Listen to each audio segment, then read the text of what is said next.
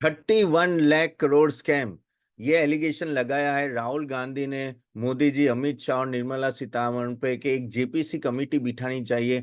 और इन लोगों ने मार्केट इन्फ्लुएंस किया, और 4 जून को जो मार्केट क्रैश हुआ उसमें 31 लाख करोड़ एक्चुअली डाउन हो गया था। और वो सब कुछ इनके वजह से हुआ। और ये क्यों हो रहा है?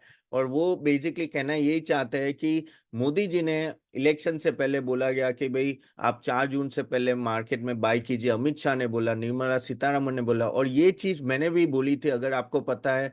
4 जून को मैंने मेरे ट्विटर हैंडल में भी मैंने ये बोला था कि how they can influence the market. उन्होंने इतना इन्फ्लुएंस किया और लोगों ने बाय किया, और इसमें क्या हुआ, रिटेल इन्वेस्टर ने पैसे घुमाए। और देखो, मोदी जी का मैं भी भक्त हूँ यार, मैं भी आई प्रेज अ लॉट, लेकिन इस तरह से अगर आप इन्फ्लुएंस करोगे मार्केट को, और जो होता है ना, इन्वेस्टर होते हैं जो छोटे इन्वेस्टर, उनको ये सब पता नहीं चला। उनको लगता है भाई मोदी जी ने बोला है, अमित शाह ने बोला है, देश के एफएम ने बोला है, तो क्यों ना जाके हम लोग बाय करें।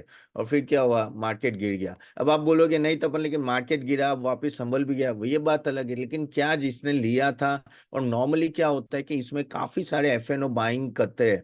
90% ऑफ द ट्रेड जो होता है इंडिया में एफएन होता है। यूएस में अलग चीज है, यूएस में ज्यादा डिलीवरी बेस होता है, यहाँ ज्यादा एफएनओ होता है।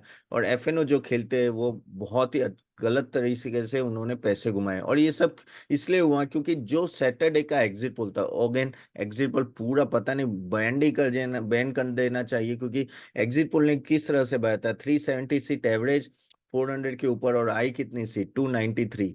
तो ये बताता है कि ना पूरा एग्जिट पोल फेक था। और फेक नहीं तो था वो, एटलीस्ट नो वो पूरा रॉन्ग था। उसके वजह से मार्केट बढ़ गया, और एक अच्छा खासा नो फॉल दिखा हमने मार्केट, और उसमें पीसते हैं रिटेल इन्वेस्टर।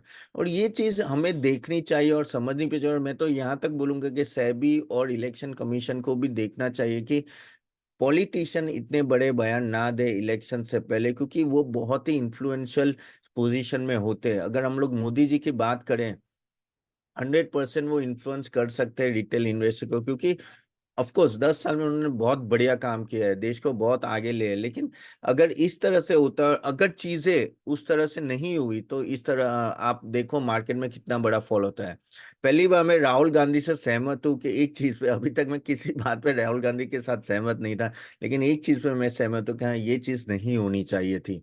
क्योंकि इसमें रिटेल इन्वेस्टर पैसे घुमाते, ना कोई और ये मुद्दा मैंने हमारे आगे के वीडियोस में भी बहुत बार बोला था। इवन 4 जून से, 4 जून, 5 जून, 6 में जब भी मैंने वीडियो में ये बात की थी कि इस तरह से जो कंट्रोवर्शियल स्टेटमेंट आते हैं उसकी वजह से प्रॉब्लम होती है। अगर आप पीएसयू स्टॉक्स के बारे में बात करो, पीएसयू स्टॉक्स का प्रॉफिट बढ़ा है, मैं मानता हूँ। लेकिन सितंबर में जब से मोदी जी ने बोला है, पीएसयू स्टॉक्स इतने भाग गए हैं, और प्रॉफिट उतना बड़ा नहीं। लेकिन जब ये फॉल आता है ना, तो इसमें काफी लोग फंस जाते हैं।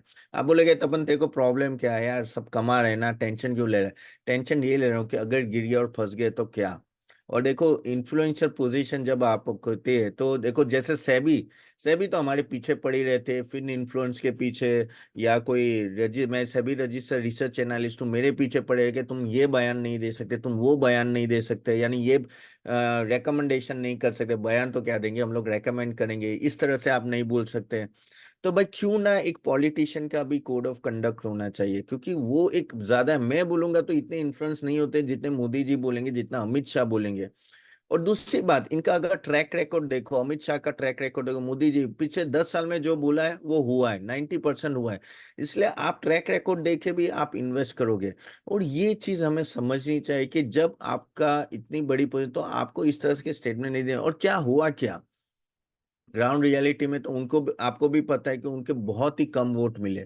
और यही दिक्कत आती है कि नो, क्या कोड ऑफ कंडक्ट होना चाहिए। देखो, at the end of the day अगर आप बात करें ना, तो आप बोलोगे पीएसयू स्टॉक, पीएसयू स्टॉक में अगर वो पार्लियामेंट में जाके बोलते कि पीएसयू स्टॉक्स हमारे 10 साल में डबल प्रॉफिट हो गया, अरे भाई 7 से 8% का हुआ एवरेज रिटर्न आपके, 7.5। अब वो तो आपका एफडी भी दे रहा है, करेक्ट। हाँ, 1-2 साल में थोड़ा बढ़ा है, लेकिन उसके वजह से ना आप ऐसा नहीं बोल सकते कि भाई सब ले लो ले लो, क्योंकि ये एक तरह का इन्फ्लुएंशियल पोजीशन हो जाती है। और मैं ये सब क्यों बोल रहा हूँ, क्योंकि मैंने देखा है हमारे काफी सारे मेंबर्स, क्लाइंट्स के मैसेज आते हैं मुझे। और उस टाइम पे तो हम लोग इतने एक्टिव थे, क्योंकि काफी लोगों ने पैसे लगाए होते हैं, हजारों मेंबर्स ने। उनके मैसेज आते हैं कि सर हम लोग वो बयान से इन्फ्लुएंस हो गए, और किसी ने 1 लाख घुमाए, किसी ने 2 लाख घुमाए, हमने लोन लेके लिए थे। देखो बात 1 लाख 2 लाख की, बात यह है कि आप हार्ड अर्न मनी घुमाते हो अपनी। ओके, इन सब स्टेटमेंट की वजह से इन सब में आप पोजीशन ले लेते हो और बाद में पैसे घुमाते हो, और फिर यहाँ तो क्या है, सब हाथ खड़े कर देंगे। तो एक रियली में कोड ऑफ कंडक्ट होना चाहिए जिसके वजह से ना ऐसा बताया जाए कि भाई आप ये चीजें नहीं कर सकते, आप मार्केट को इस तरह से इन्फ्लुएंस नहीं कर सकते। और ओवर द टाइम ये देखा जा रहा है कि पॉलिटिशियन काफी मार्केट इन्फ्लुएंस कर रहे हैं, एटलीस्ट कुछ सालों में ये देखा जा रहा है। पहले मुझे याद नहीं है कि क्या आगे की सरकार के पीएम इस तरह से इन्फ्लुएंस कर पाते, क्योंकि उनकी वैसी पोजीशन भी नहीं थी, लेकिन अभी आपकी उस तरह से पोजीशन कमांड में। लेकिन होपफुली ये इंसिडेंट के बाद तो अब मोदी जी और अमित शाह और निर्मला सीतारमण जो भी है, वो एक तरह से अभी इतना नो इस तरह से स्टेटमेंट नहीं देंगे जिससे मार्केट इतना इन्फ्लुएंस हो जाए। एक होता है कि देखो यार, ओवर कॉन्फिडेंस होता है, क्या होता है मुझे पता नहीं, लेकिन हाँ यार, लेमन लैंग्वेज में बात करो तो ओवर कॉन्फिडेंस एक तरह से टूट गया बीजेपी का इस बार, जिस तरह से इलेक्शन का रिजल्ट आया है। तो होपफुली नो आगे जाके ये सब चीजें नहीं होगी, होपफुली भी। लेकिन हाँ, एक तरह का कोड ऑफ कंडक्ट होना चाहिए। अगेन दूसरा, जो मैंने पहले भी बोला था और जो मैंने ट्विटर हैंडल में पहले भी मैंने वीडियो में शॉर्ट्स में सब में बोला है कि भाई आप इलेक्शन जो है शुक्रवार को कर लो। शुक्रवार को आपको शाम को एग्जिट पोल आ जाए, लास्ट फेज ऑफ इलेक्शन शुक्रवार को कर लो। शुक्रवार को आपका बेसिकली एग्जिट पोल आ जाए, और एग्जैक्टली मंडे सुबह से ही इलेक्शन रिजल्ट डिक्लेयर करना चालू कर लो। एक दिन चाहिए ना, एक दिन ले लो संडे का, सैटरडे मिल रहा है, सैटरडे संडे 2 दिन आपको मिल रहे इलेक्शन कमीशन को, कर दो। ये क्या बात हुई, आप सैटरडे को आप लास्ट फेज रख रहे हो, सैटरडे को एग्जिट होता, मंडे मंडे में क्या हाल हो गया, आप देखो किस तरह से लोग फंस गए। आई थिंक ऐसा नहीं है, काफी सारे एमपी ने भी बोला होगा, और ये तो हम कब का बोल ही रहे, पीछे 3 दिन से मैं बोल ही रहा हूँ कि ये नहीं होना चाहिए। देखो at the end of the day SEBI क्या करती है, सेबी चाहती है कि रिटेल इन्वेस्टर के पैसे बने रहे, रिटेल इन्वेस्टर पैसे ना घुमाए। उसी तरह से इलेक्शन कमीशन को भी देखना चाहिए कि भाई रिटेल इन्वेस्टर इसमें फंस ना जाए, और बीच में इतनी बड़ी मूवमेंट का ऊपर नीचे होने का कुछ, क्योंकि आप देख रहे हो कि 4 जून को क्या हुआ। 4 जून को अगर आप देखो, आई थिंक 23,350 था, 23,550 तक निफ्टी गया। पहले आधे घंटे में ही 8:30 9 बजे पता चल गया कि भाई कुछ तो गड़बड़ है, अभी इतने भाग नहीं रहे, बीजेपी की सीट भाग नहीं, जिस तरह से इंडिकेशन आने लगे। और फिर 10-15 मिनट ऊपर रहा और बाद में वो नीचे आना चालू हो गया। तो अगर ये चीज मंडे होती तो आपके काफी सारे रिटेल इन्वेस्टर फंसे नहीं होते इस तरह से, करेक्ट, क्योंकि सब लोगों ने मंडे को एफएनओ पोजीशन लेके ट्यूसडे को कैरी फॉरवर्ड की थी, और यहाँ ही गड़बड़ हो गई सबके लिए। तो अगर आपने मंडे अगर डिक्लेयर कर लिया होता तो ये सब चीजें होती नहीं। और ये सब चीज नेक्स्ट, अभी महाराष्ट्र इलेक्शन आ रहा है, बाद में राजस्थान आ रहा है, कितने सारे बड़े बड़े, जब यूपी होता है तब भी मूवमेंट आती है।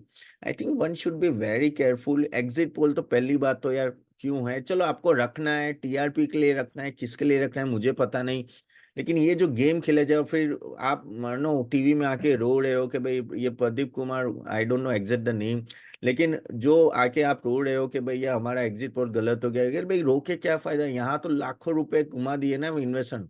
31 लाख करोड़ का वाइप ऑफ हो गया स्टॉक मार्केट में। अगर वो नहीं होता तो आज आज हम लोग वहीं के वहीं खड़े हैं ना। कल आपका एंड देखो तो 22,800 था। तो ये सब क्यों हुआ, क्योंकि ये सब होता है कि एक तरह से ऐसे तो कभी कभी ऐसा ही लगता है कि स्कैम हो गया क्या। ऊपर लेवल गया एग्जिट पोल, आपने ऐसा देखा है ऊपर के लेवल में जो बड़े बड़े लोगों को बेचना है बेच दिया, और फिर और मंडे बेच दिया, और बाकी ने सब बाय कर लिया, रिटेल इन्वेस्टर काफी सारे इन्वेस्टर ने बाय किया, और दूसरे दिन फिर वापस नीचे। तो ये चीज ऐसी हो जाए तो कभी कभी ऐसा लगता है कि यार ये क्या स्कैम है या कुछ, या कुछ अकॉर्डिंगली मोडस ऑपरेंडी चल रहे कि जहाँ सब लोग फंस जाए और हम लोग कुछ बड़े बड़े लोग निकल जाए। तो ये सब चीजें देखनी पड़ती है, और सेबी को, इलेक्शन कमीशन को या गवर्नमेंट को ये सब देखना पड़ेगा कि क्या देखे रिटेल निवेशकों के पैसे बच जाए, क्योंकि इस तरह से इन्फ्लुएंस करना, इस तरह से एग्जिट पोल और इलेक्शन की पोजीशन रखने के बीच में वो कहते हैं ना कि सैंडविच हो जाए रिटेल इन्वेस्टर, तो ये सब I think one should take care of. और इलेक्शन कमीशन को भी ये देखना चाहिए कि यहाँ से कैसे करना चाहिए। और ये जो अब ये कमेटी होगी, जेपीसी कमेटी फॉर्म होगी कि नहीं ये सब करने के लिए, लेकिन हाँ ये चीज़ पे तो मैं भी एग्री हूँ कि ये सब नहीं होना चाहिए था।